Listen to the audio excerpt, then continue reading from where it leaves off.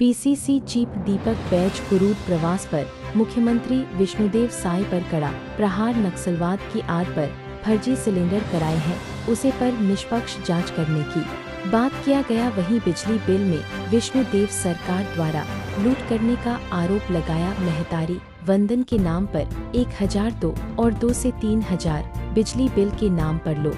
वहीं कई मुद्दों पर पीसीसी चीफ दीपक बैज ने कड़ा प्रहार किया गया। सबसे पहले पूरे प्रदेशवासियों को दीपावली की बहुत बहुत बधाई, हार्दिक और शुभकामनाएं। साथ ही क्योंकि अभी देख रहे हैं आप लगातार पूरे प्रदेश में संगठन सृजन का काम चल रहा है और अभी संगठन सृजन का काम लगभग अंतिम चरण पर है। 17 ऑब्जर्वर एआईसीसी ने नियुक्त किया। लगभग 15 ऑब्जर्वरों का काम कंप्लीट हो चुका है और रिपोर्ट दिल्ली में सबमिट कर रहे हैं। अभी संभवतः 2 ऑब्जर्वरों का काम 1 से 2 दिन में वो भी कंप्लीट हो जाएगा। इस तरह से नए जिला अध्यक्ष बनाने के लिए एआईसीसी ने संगठन सृजन अभियान शुरुआत की है, जो कि बेहतर, मजबूत और संगठन को मजबूत करने वाला जिला अध्यक्ष हमको मिलेंगे। और मुझे लगता है कि संभवतः दीपावली के बाद कभी भी हमको छत्तीसगढ़ प्रदेश कांग्रेस को 41 जिला अध्यक्ष हमको बहुत जल्द मिलेंगे। ले देखिए, प्रदेश जिला अध्यक्ष, नए जिला अध्यक्ष बनने के बाद अभी हम लोगों ने सेक्टर का भी गठन किए और मंडल का भी गठन हुआ। फिर इसके बाद नए जिला अध्यक्ष बनने के बाद हम जाएंगे बूथ में। बूथ कमेटी भी हम नए सिरे से 24,000 से अधिक बूथ कमेटी हम नए सिरे से बनाएंगे। और प्रदेश कांग्रेस में जो सेक्रेटरीज और जॉइंट सेक्रेटरी और बाकी जो पदाधिकारियां हैं, जहां कहीं खाली है या फिर समय नहीं दे पा रही पार्टी के लिए, उनमें भी थोड़ा सा आंशिक संशोधन हम लोग करेंगे। देखिए, कांग्रेस का स्टैंड क्लियर है कि हम भी चाहते हैं कि नक्सलवाद समाप्त होना चाहिए,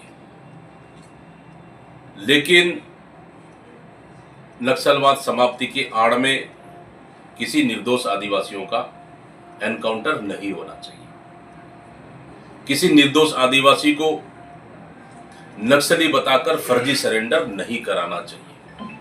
ये हम लोग का लाइन क्लियर है, क्योंकि हम लोगों ने 15 साल भारतीय जनता पार्टी की सरकार में देखी, कई फर्जी एनकाउंटर उन्होंने किए, कई फर्जी सरेंडर उन्होंने कराए, कई आदिवासियों को फर्जी नक्सली बनाकर जेल भी भेज दिए।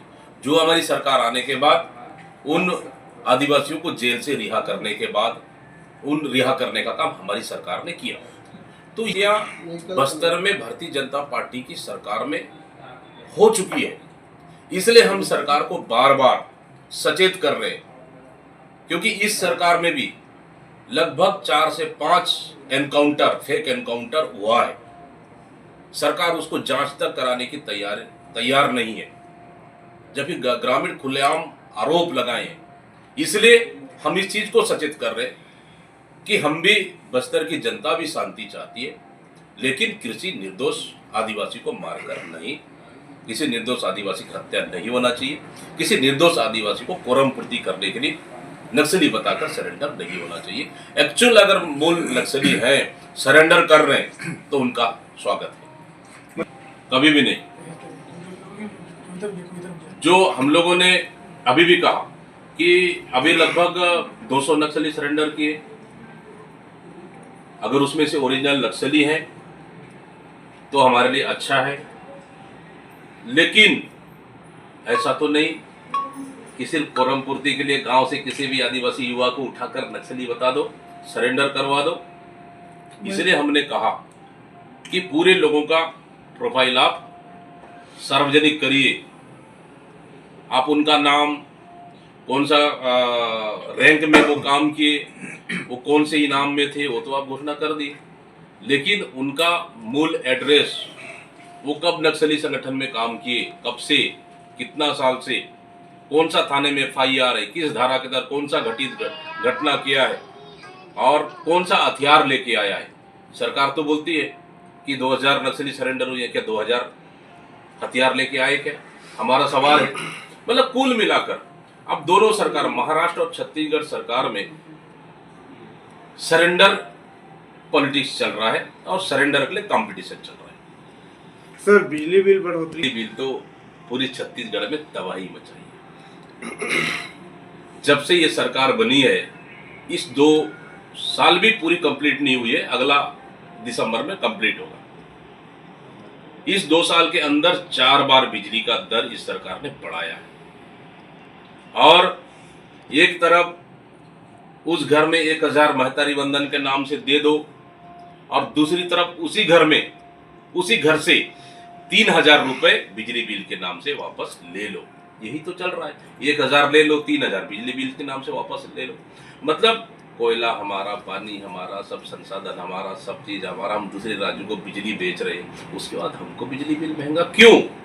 जब कांग्रेस की सरकार बिजली बिल ऑफ योजना पूरी 5 साल छत्तीसगढ़ के उपभोक्ताओं को, गरीब जनता को दे सकती है, तो फिर ये सरकार क्यों नहीं दे सकती है? एक में तो ऑफ योजना बंद कर दिया उन्होंने, बिजली बिल ऑफ योजना, दूसरी तरफ 4 बार बिजली का रेट बढ़ाना क्या उचित है क्या? जिसके घर में 500 बिजली बिल आ रहा था, सीधा सीधा 1500, 2000 आ गया, मतलब 2 से 3 गुना बढ़ गया है। ये बिल्कुल भी बर्दाश्त नहीं है। छत्तीसगढ़ की जनता में आक्रोश और गुस्सा, और लगातार अब हम राजनीतिक दल आंदोलन तो कर रहे हैं, लगातार इसलिए प्रदर्शन कर रहे हैं, आने वाला समय में हम बड़ा प्रदर्शन फिर करेंगे, लेकिन आम जनता भी अब बिजली ऑफिस या कलेक्ट्रेट जाकर सीधा सीधा अपना विरोध दर्ज कर रहे हैं। भी धन्यवाद ज्ञापित नहीं कर सकते, पूरी वीडियो आप देख लीजिए। मैंने कहा कि जो आप 200 से अधिक नक्सली सरेंडर किए, उनको प्रोफाइल आप जारी करिए, सार्वजनिक करिए, मैंने ये कहा था। और जो 2000 नक्सली सरकार आंकड़े बता रही है, उनके पूरी का सार्वजनिक प्रोफाइल जारी करिए। नहीं किया उन्होंने। कुछ आधा अधूरी जानकारी विजय शर्मा जी ने कल जारी किया। वो तो सरेंडर से पहले का लिस्ट ऑलरेडी बने रहता है कि उनका नाम, वो कौन सा वो कैटेगरी का रहा वो 2, और उनका इनाम क्या था, वो 3 चीजें है, उसको उन्होंने जारी कर मुझे टैग किया। तो मैंने कहा, इसलिए धन्यवाद कहा कि आधा अधूरा जानकारी उन्होंने लिस्ट पहली बार उन्होंने जारी की है।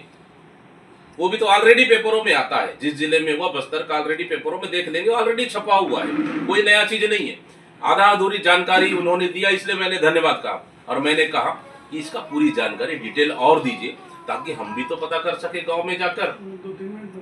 आप नाम दे दिए किसी का, अब उसको बस्तर जैसे संभाग में कौन सा गांव में जाके पता करेंगे उसको?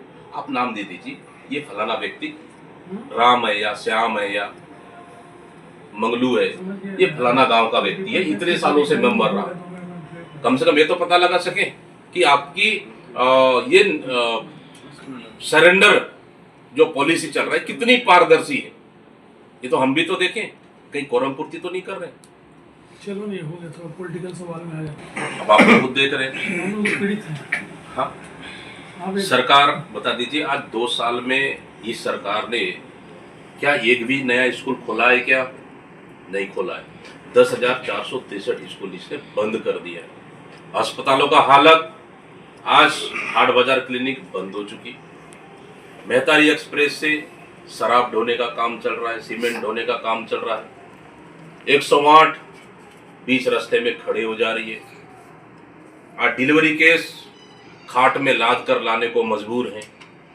अस्पतालों में नकली गोली, नकली दवाई, नकली सिरप, यही तो पूरे प्रदेश में चल रहा है। रही बात बिजली बिल, चरम पर है।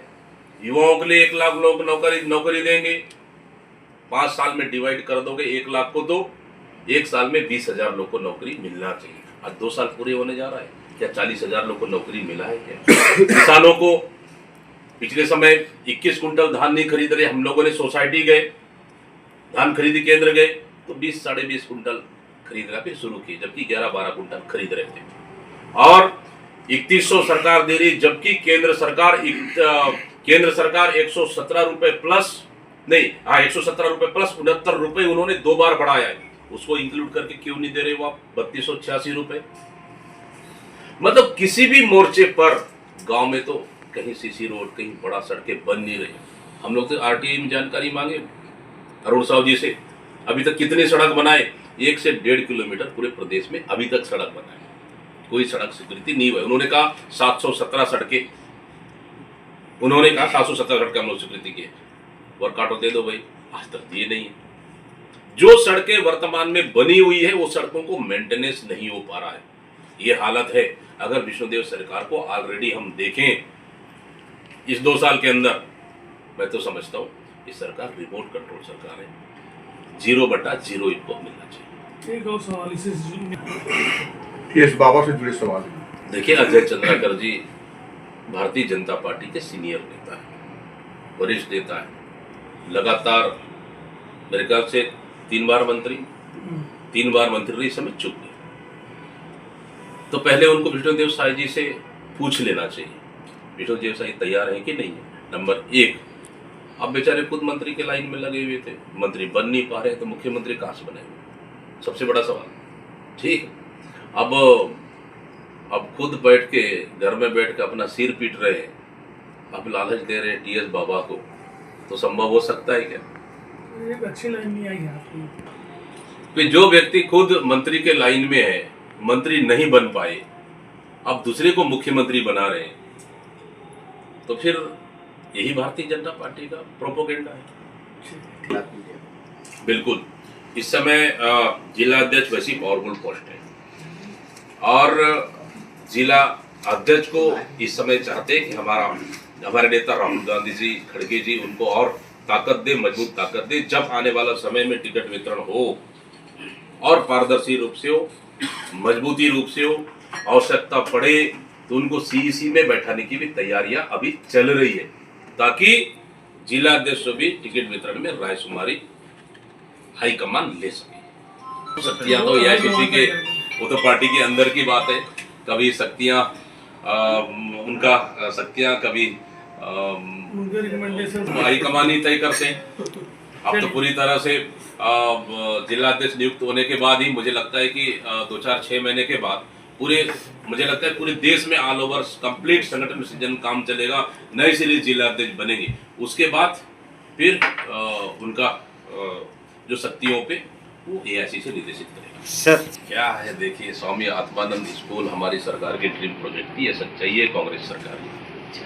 हमारी सरकार की मंशा थी कि एक मजदूर का बेटा, एक किसान का बेटा, एक गरीब का बेटा भी अपना बच्चा को वो इंग्लिश स्कूल पढ़ा सके फ्री में, निःशुल्क। इसलिए हम लोग लगातार हर जिलों में, हर गांव ब्लॉकों में इंग्लिश स्कूल को हम लोग बढ़ रहे हैं। लेकिन इस सरकार आते साथ इंग्लिश स्कूलों को पूरी तरह से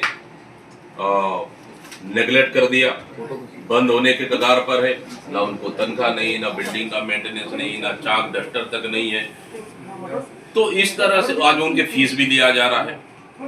मतलब भारतीय जनता पार्टी नहीं चाहती कि छत्तीसगढ़ के गरीब परिवार, मध्यम परिवार, किसान का बेटा भी इंग्लिश बोल सके। वो उनको उच्च शिक्षा नहीं देना चाहती, शिक्षित नहीं बनाना चाहती। वो चाहते हैं कि छत्तीसगढ़ की जनता या गरीब का बेटा इस सरकारी स्कूल में, इंग्लिश स्कूल में ना पढ़े, वो उनकी पाठशाला में जाए और बस सांप्रदायिक बात करें और डंडा घुमाते रहे। वो चाहते हैं कॉपी पेन की जगह अपना डंडा और टोपी पहनना चाहते हैं। के बाद जिलाध्यक्ष नियुक्ति के बाद हम लोग किसानों की, कांग्रेस हमेशा किसानों की एक ऐसी पार्टी रही है, और हमारी सरकार में देखेंगे तो किसानों के लिए कर्जा माफी का काम, किसानों को 2500 रुपए समर्थन मूल्य का देने का काम, केंद्र सरकार ने समर्थन मूल्य 2500 रुपए देने से रोक दिया। फिर राजीव गांधी किसान न्याय योजना के माध्यम से उनको हम 4 साल दिए।